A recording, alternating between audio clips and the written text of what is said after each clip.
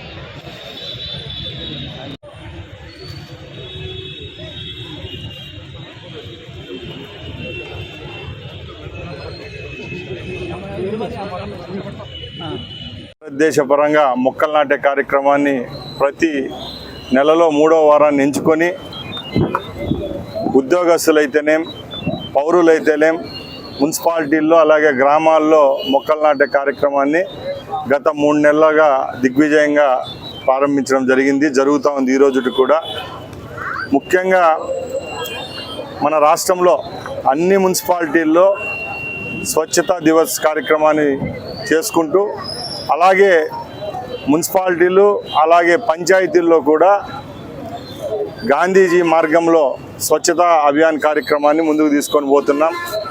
ముఖ్యంగా ఈరోజు రాయచోటి పట్టణంలో ఎస్ఎన్ కాలనీలో ఏదైతే గ్రాస్ ల్యాండ్ ఉందో ఇక్కడ కూడా చెట్లు నాటడం జరిగింది.